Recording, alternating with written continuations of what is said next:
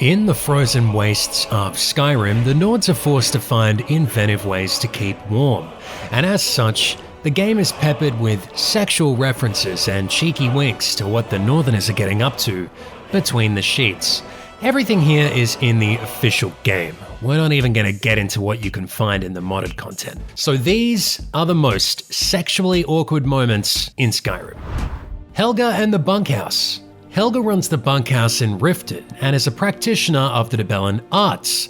Dibella, if you are unfamiliar, is the goddess of beauty and love. Her followers show devotion in a number of ways, some through prayers or perhaps through art. But for Helga and many others, their worship is far more erotic. Aunt Helga, why you demean yourself with these people you barely know? They show no real love for you. If you enter her bedroom, you'll find a set of shackles attached to the bed's headboard, a shelf full of various stamina potions, and under the bed is a hawker tusk. Make of that what you will. There are also a few copies of The Lusty Argonian Maid, volumes 1 and 2, some leather straps, and a jar of honey. It's only a bit of fun. You're a lovely young thing. You should try it sometime. Interestingly, Helga's religious practices are considered immoral by most followers of the Nine Divines, and even the priestesses of Dibella don't practice or condone this particular form of worship outside of marriage. That, of course, doesn't seem to faze Helga, as she has at least 3 men in town joining her for evening prayers, and she's always trying to recruit more followers. Maire the Hag Raven. For the most part, the sexual encounters in Skyrim don't involve your player character. However, your encounter with Maire the Hag Raven is about as close as you're going to get to any bedroom annex. Darling, I've been waiting for you to return, to consummate our love. Now, much like Ned Flanders in Vegas... Who are you? Who am I? I'm Mrs. Ned Flanders. Apparently in a drunken stupor the night before, you propose to Maire, and she of course doesn't take kindly to you asking for her ring back. What? You want it for that hussy Esmeralda with the dark feathers, don't you? I won't let her have you. Actually, during the same drunken night, you apparently tried to get rather personal with a statue of Dibella. So you don't remember fondling the statuary then? I'm guessing you also don't remember coming in here and blathering incoherently about marriage or a goat.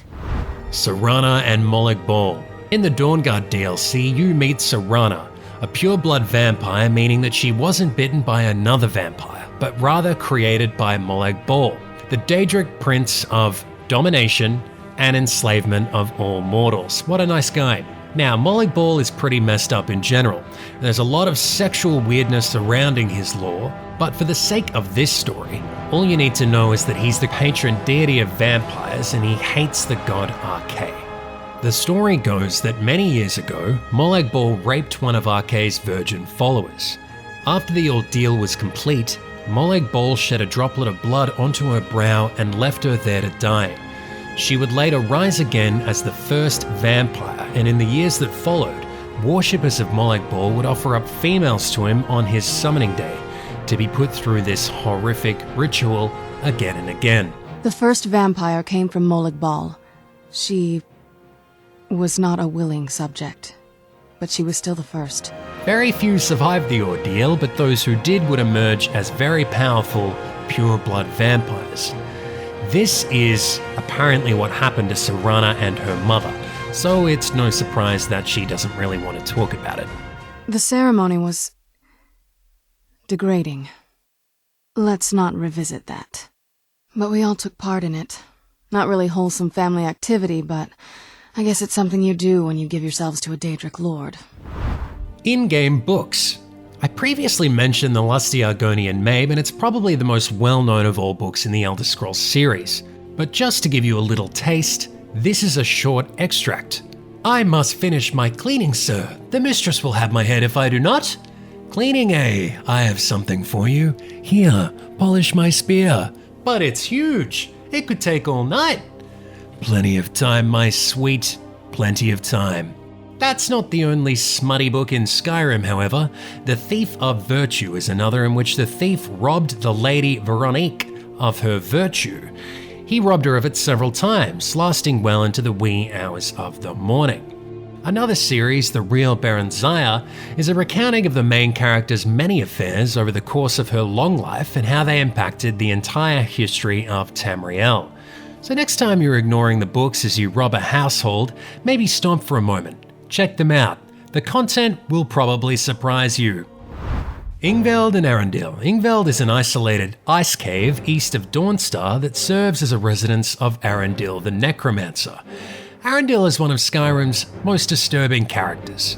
He was evicted from Dawnstar after the townsfolk found out he was performing experiments on the dead, but they had no idea about his fantasies directed at the local girls. Yup, his journal recounts his wandering thoughts, imagining encounters between him and the young maidens of Dawnstar. After being kicked out of town and moving to Ingveld, he began to experiment on the long dead women inside the tombs. And in his journal, you can read how, whilst examining them, his mind would once again wander back to the women of Dawnstar. Things grow even more disturbing, however, as he begins to reanimate the dead to, in his own words, bend to his every task and whim. It wasn't long before he started to order his undead harem to find and kill the women of Dawnstar so that they could be transformed into his unwitting love servants. Well guys, that's it. Were there any other sexually awkward or creepy moments you found in Skyrim that we didn't mention? Let us know in the comments below. My name's Will. Check out my channel Will Burger for some strange content. Thank you very much. Bye bye.